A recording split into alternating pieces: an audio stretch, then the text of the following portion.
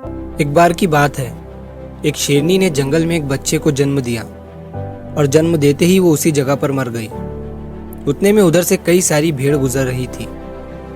वो शेर का बच्चा जिसने अभी अभी दुनिया में कदम रखा था, वो उन भेड़ों के साथ मिलकर चला गया। अब वो शेर का बच्चा एक भेड़ की तरह पलने लगा और उन भेड़ों के साथ रहकर वो खुद को भी एक भेड़ ही समझने लगा था। उसने कभी मांस नहीं खाया और वो भेड़ों के साथ मिलकर घास खाने लगा था। उसे कुछ आइडिया ही नहीं था कि एक शेर कैसे रहता है और कैसे अपनी जिंदगी गुजारता है, और उसे ये तक नहीं पता था कि वो एक शेर है, क्योंकि उसके चारों तरफ भेड़ ही भेड़ थी और भेड़ों के ही साथ वो पलने लगा था। उसने कभी शेर की तरह नहीं दहाड़ा। फिर समय गुजरता गया और वो शेर का बच्चा एक यंग शेर बन गया। वो भेड़ों के झुंड में अलग ही दिख रहा था, लेकिन भेड़ों के साथ रहकर भेड़ों को उसकी आदत हो गई थी। एक दिन एक बूढ़े शेर ने उन भेड़ों के झुंड पर हमला कर दिया।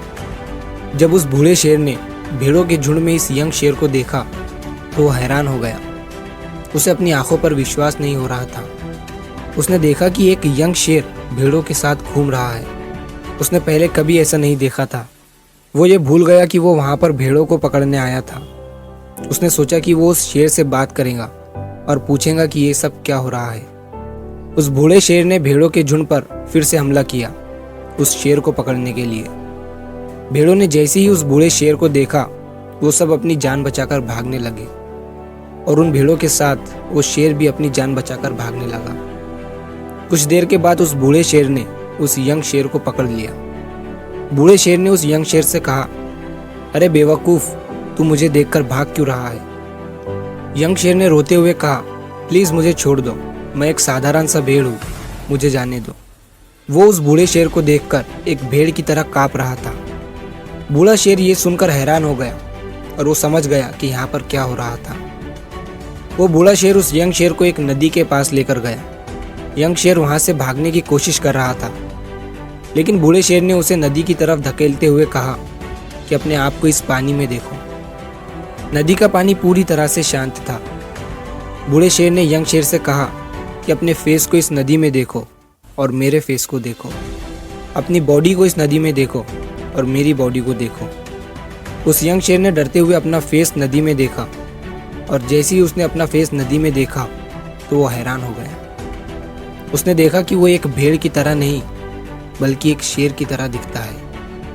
वो रियलिटी को समझ गया कि वो एक भेड़ नहीं बल्कि एक शेर है, और एक सेकंड के अंदर ही उसने एक शेर की तरह दहाड़ा। उसकी दहाड़ सुनकर पूरा जंगल कांप गया। उसने अपने आप को पहचान लिया, अपनी पावर्स को पहचान लिया, और तभी उसने अपने आप में एक ऐसी एनर्जी महसूस की जो उसने आज से पहले कभी नहीं की थी।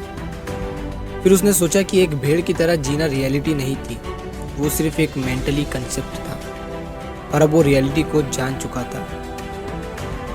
इस कहानी से बहुत ही डीप मैसेज निकलकर सामने आता है।